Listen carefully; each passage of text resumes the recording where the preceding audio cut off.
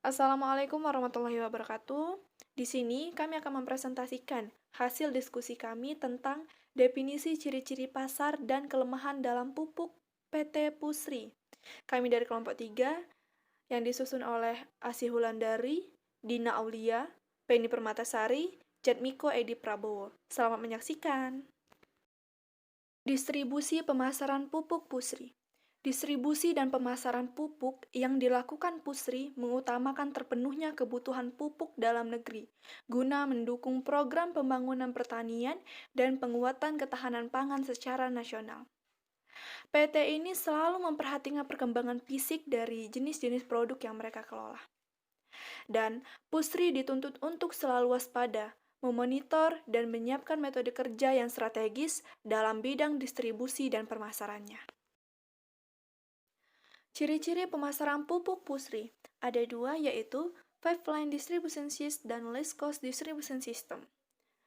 Five Line Distribution System ini yaitu kondisi geografis negara Indonesia yang terdiri dari banyak pulau, sentra produksi pertanian yang menyebar dan terpencar serta jauh dari supply point, sehingga harus tetap melayani penyediaan pupuk kepada petani secara 6 tempat. 6 tempat di sini yaitu jenis, jumlah, harga, tepat, waktu, dan tepat mutu. Maka, PT Pusri melaksanakan pola distribusi pupuk berupa rangkaian distribusi mulai dari produsen atau importir sampai ke konsumen dalam suatu jalur yang tidak terputus. Yang kedua yaitu Less Cost Distribution System, yaitu pola distribusi dengan biaya terendah atau pola pendistribusian pupuk diatur melalui titik yang terdekat untuk mendapatkan total biaya distribusi yang paling murah, serta dilaksanakan terobosan dengan menggunakan jalur yang lebih menguntungkan seperti pengiriman pupuk dalam kantong dari supply point langsung ke lini 2 atau lini 3.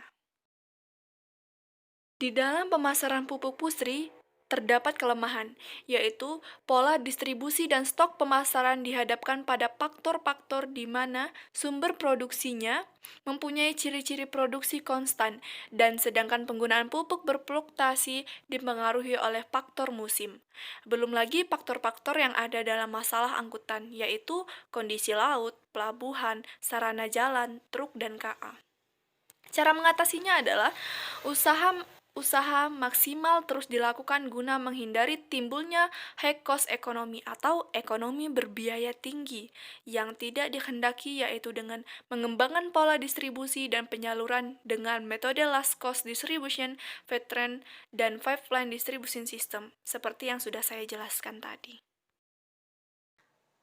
Untuk menjamin distribusi pupuk urea bersubsidi dan mencegah terjadinya penyimpangan penyaluran di lapangan, diambil kebijakan untuk menerapkan sistem distribusi pupuk bersubsidi secara tertutup dengan menggunakan Rencana Definitif Kebutuhan Kelompok atau RDKK yang dibuat oleh kelompok-kelompok tani sebagai dasar penebusan pupuk ke kios-kios resmi atau biasa disebut dengan pengecer.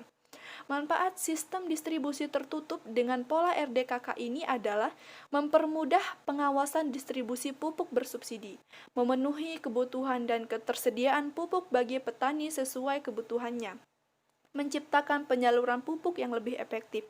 Saya telah mensurvei salah satu pengecer pupuk yang ada di Oku Selatan, dan dia menyebutkan bahwa pola pemasaran pupuk yang ada di pengecer itu adalah tergantung kawasan yang dibagikan. Apabila dia memilih kawasan Oku Selatan, maka dia hanya bisa menjual pupuk itu di daerah Oku Selatan saja dan tidak boleh di luar Oku Selatan. Apabila dia menjual pupuk tersebut di luar Oku Selatan, maka itu biasa disebut dengan lintas area atau di luar dari kawasan dia, dan apabila dia melanggar, maka akan dikenakan sanksi hukum dan terdapat denda di dalamnya. Maka dari itu, pengecer tidak boleh menjual pupuk tersebut di luar kawasan mereka. Jenis-jenis pupuk di dalam PT Pusri, yaitu ada pupuk urea, pupuk NPK, pupuk urea humat, dan pupuk bioripah. Jenis pasar PT Pupuk Pusri yaitu Usaha PT Pupuk Pusri termasuk ke dalam jenis usaha badan usaha milik negara atau BUMN. Maka dari itu, jenis pasar dalam PT ini adalah jenis pasar monopoli. Selanjutnya, mengapa PT Pusri termasuk ke dalam pasar monopoli? Karena ciri-ciri pemasaran PT Pusri itu termasuk ke dalam ciri-ciri pasar monopoli. Karena hanya ada satu produsen, barang yang diproduksi tidak ada substitusi, produsen baru sulit masuk ke dalam pasar monopoli, produsen menjadi penentu harga, produsen tidak melakukan promosi. Selanjutnya adalah kelebihan pasar monopoli. Kelebihan pasar monopoli yaitu produsen bisa mempertahankan posisinya menjadi penguasa pasar monopoli, yakni dengan cara melakukan terus inovasi dan berkreasi terhadap produk dan pelayanannya. Umumnya pada pasar monopoli tidak ada persaingan yang tidak sehat, karena dalam hal ini pasar hanya dikuasai dengan satu produsen saja. Adanya sistem hak cipta atau hak paten dalam pasar monopoli di suatu produk akan membuat perusahaan lain termotivasi dalam menciptakan produk baru yang bisa bersaing pada produk tersebut. Pasar monopoli yang dipunyai oleh instansi pemerintah atau negara akan memudahkan pada proses penemuan kebutuhan atau ke dalam kepentingan masyarakat umum. Nah, setelah adanya kelebihan maka ada kekurangan. Kekurangan pasar monopoli, di dalam monopoli pasar akan terjadinya pasar gelap dan transaksi ilegal karena pada barang-barang atau produk tersebut sulit didapatkan atau harganya yang terlalu mahal. Produsen dapat semena-mena pada konsumen karena kekuatannya mutlak. Contohnya, dapat menentukan harga barang terlalu mahal. Konsumen pada pasar ini tidak berkeinginan secara penuh karena tidak terdapat pilihan barang alternatif. Produsen dapat melakukan eksploitasi karena ingin mendapatkan banyak keuntungan pada produk mereka. Mungkin hanya itu presentasi dari kami. Semoga bermanfaat. Apabila ada kesalahan kata, kami mohon maaf. Kepada Allah kami mohon ampun. Kami akhiri. Wabillahi taufiq wal hidayah. Wassalamualaikum warahmatullahi wabarakatuh.